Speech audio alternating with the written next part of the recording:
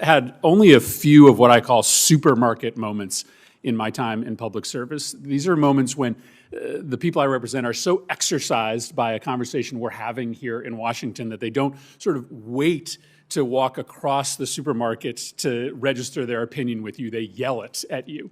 And there's been a handful of them. The healthcare debate in 2009 was one of them. But another was Labor Day weekend 2013, when President Obama had requested the authorization to use military force in Syria, and we were about to have that debate. My constituents back home had grave concerns about a commitment of U.S. forces into Syria, and so did all of yours. Because while this committee did do good work in moving that resolution forward, I didn't support it, but it did receive a bipartisan vote before this committee, it was not likely going to pass the United States Senate or the House of Representatives. It likely did not have enough support to move through the entire body. Why? Because the American public often is much more skeptical about the commitment of U.S. forces abroad than this body is, or that the foreign policy consensus is in Washington, D.C. Why? Because they have seen time and time again mistakes being made.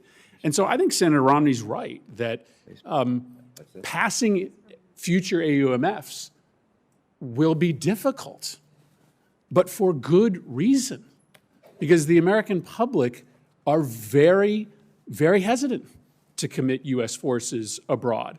And sometimes, despite the fact that think tanks in Washington think it's a good idea for us to make war overseas, the American public don't. And as our founding fathers believed, we have an obligation to listen to them. So I just think it's important to lay that down for the record, that the difficulty of passing authorizations of military force is not an excuse to grant wholesale new powers to the administration. There's a reason for the difficulty.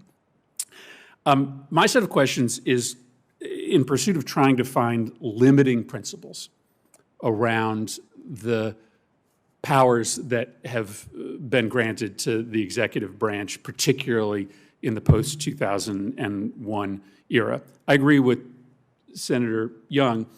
Repealing 1991 likely has no impact on our ability to protect forces in the region. I think we should go forward quickly in this matter. I also think it makes us stronger in the region when we more accurately define our enemies, when we train our objectives with a finer point in the Middle East, a very complicated place, we're stronger. So I don't buy the argument that this makes us weaker. So let me ask about a couple limiting principles. Secretary Sherman, does the administration recognize the concept of imminent threat as a limiting principle? In other words, if a strike is simply retaliatory against an enemy who has struck the United States or is designed to prevent future attacks, is that allowed without an AUMF? Or does the administration always have to prove that there is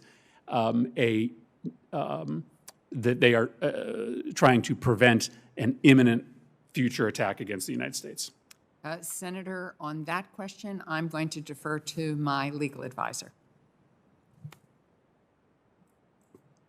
Senator, and I will start, and then I suspect it would be helpful if I turned over to my colleague, Ms. Crass, who understands the DoD operational guidance better than I. But we always have, when we're attacked, we have a right to defend ourselves. And I think the idea of imminence is really more in what we would sort of call the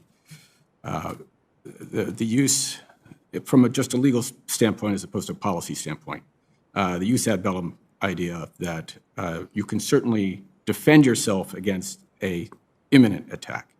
And there are various principles. But you don't perceive it necessary to prove that there is an imminent attack. Taking the two strikes that we did this year, the February and the June strikes, I don't think there was a requirement that there be a concern about be proof of an imminent attack. Let me ask you this, just because time is running out. Do we have the ability to take military action to protect partner forces? Let's say there's no attack that's imminent against the United States. Can we take action to protect partner forces? On this one, I will certainly defer to my colleague, Ms. Kress. Senator, if our U.S. armed forces are operating under existing domestic legal authority, and there is an imminent threat of imminent attack against our partner forces who are working alongside us, for example, to defeat a terrorist group, we may use force. Even if there's no threat of force being used against the United States, if there's a threat of force against a partner force in a country subject to a battle against an associated force of al-Qaeda under the 2001 AUMF, we have the ability to use military force against them without prior authorization from the United States Congress. Yes, because the whole conflict would have already been authorized by Congress. And lastly, I think you can see how it's a little difficult for the American public to figure out where these authorizations end when it is construed so broadly. And lastly, I'll address this to whoever wants to take it.